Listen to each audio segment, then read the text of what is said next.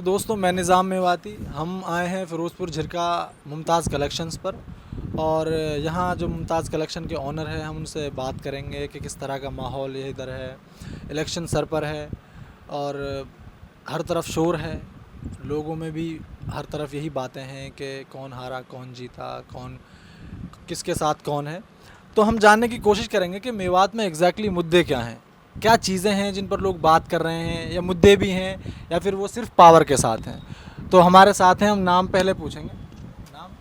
मेरा नाम हनीफ है, मुमताज़ कलेक्शन का ओनर। देखो, अभी जो है इलेक्शन पूरे चरम पे है। यहाँ पे हर नेता अपने अपने वादे कर रहा है, बट यहाँ की जो बेसिक प्रॉब्लम्स हैं वो आज भी ऐसी ही बनी हुई हैं, जिनमें मैं मानता हूँ सबसे पहले जो जो मेन प्रॉब्लम है वो है यूनिवर्सिटी की।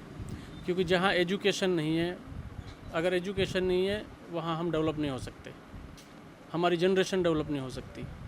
तो मैं तो मानता हूँ कि सबसे पहले एक यूनिवर्सिटी यहाँ पे आनी चाहिए, जैसे अदर डिस्ट्रिक्ट्स में है, हरियाणा में ख़ास करके। दूसरा, एक रोड है जो 248 है, यहाँ पे भी डेली कोई ना कोई हादसे होते रहते हैं। ये भी हमारे मेजर इश्यूज़ में से एक इशू है। तो मैं मानता हूँ कि सरकार से, और ये डिमांड करता हूँ आने वाली जो भी सरकार बने, सबसे पहले हमारी ये प्रॉब्लम सॉल्व करे। और निज़ाम, एक अब नई प्रॉब्लम और आने लगी है सामने कि हमारी मेवात में एक अच्छे खासे एटमॉस्फेयर को प्रदूषित किया जा रहा है। जो बूचड़ खाने खोल दिए, पता नहीं किस हिसाब से यहाँ परमिशन सरकार दे रही है, उनसे हमारा हेल्थ पे भी बहुत इफ़ेक्ट पड़ रहा है, क्योंकि बेड स्मेल आ रही है। ये तमाम तरह के मुद्दे हैं, और भी कई लोगों से मैंने बात की, उनके पास भी और बहुत सारी चीज़ें हैं। मेवात में मुद्दे इतने ज़्यादा हैं कि जिनकी बात की जाए तो पूरा दिन ख़त्म हो जाए। लेकिन ज़िम्मेदार इसका कौन है? सरकार ज़िम्मेदार है, हमारे लोकल अथॉरिटीज़ या नेता ज़िम्मेदार हैं, या हम लोग खुद ज़िम्मेदार हैं? मैं मानता हूँ कुछ हद तक इसके हम खुद ज़िम्मेदार हैं, क्योंकि हम अपने हक़ को इन लोगों से मांगते नहीं हैं, सरकार से मांगते नहीं हैं। क्योंकि हम जो है पिछले 50 सालों से आज भी उसी गुलामत में ज़िंदगी जीते आ रहे हैं। लेकिन मुझे लगता है अब वो दौर बदलता जा रहा है। अब इन लोगों को भी, जो नेता इलेक्शन लड़ रहे हैं, उनको भी पता चलता जा रहा है कि अब वो चीज़ें नहीं होंगी, वोट हमारी गोद पात पर नहीं मिलेंगी, वो सारे डेवलपमेंट पे और काम पे मिलेंगे। लेकिन जब भी हम लोगों से बात करते हैं, वो ये कह के बात को टाल देते हैं, या ये कह देते हैं कि इसमें सरकारें नहीं चाहती कि मेवात का विकास हो, वो नहीं चाहती, फ़ंड रिलीज़ नहीं होते, ये नहीं होता, वो नहीं होता। तो आपको क्या लगता है कि जो सरकारें हैं, जो नेशनल लेवल पर सरकार है, वो नहीं चाहती मेवात का विकास हो, या लोगों के भी इसमें एक बड़ी भागीदारी है मेवात को नीचे ले जाना? मुझे नहीं लगता सरकार का कोई दोष है। सरकार तो कोई मांग करने वाला होना चाहिए। तो मुझे लगता है जो हमारे यहाँ के रिप्रेजेंटेटिव हैं, वो सही तरीके से सरकार के सामने अपनी बात को नहीं रख पाते। ये एक बड़ा इशू है। दूसरी बात, हम हमेशा से ही एक बैड लक रहा है कि हम अपोजिशन में रहते हैं।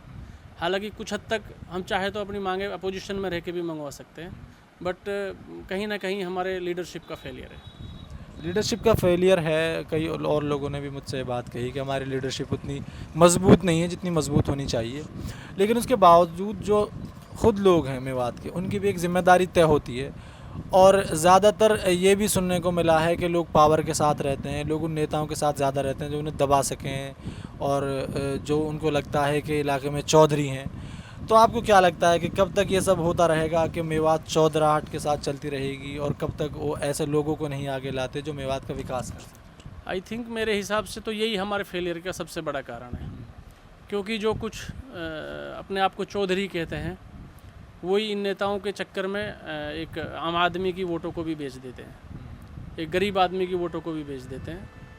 इसीलिए ये उनके गुलाम बने रहते हैं, अपना काम सारा निकाल लेते हैं, और जो बेसिक प्रॉब्लम्स हैं वो सॉल्व नहीं हो पाते। आपको क्या लगता है, यूनिवर्सिटी और इन तमाम चीज़ों से, बूचड़ खानों से हट के अगर सोचा जाए, क्या ऐसी बेसिक ज़रूरतें हैं जो आप लोगों को देखते होंगे, एक आम आदमी जो जूझता है, जो रोज़मर्रा जिस चीज़ से वो जूझता हो, जिन परेशानियों से गुजरता हो, और वो चाहता हो कि ये परेशानियाँ कम से कम सबसे पहले ख़त्म की? ठीक है, अभी तो मेवात में ये तो बड़ी प्रॉब्लम्स है, बट अगर बेसिक प्रॉब्लम्स देखा जाए तो अभी यहाँ पानी की बड़ी प्रॉब्लम है। अभी गांव में पानी नहीं है, कि मोस्टली गांव में पानी नीचे चला गया है, जो मीठा पानी था वो भी खारी हो गया है।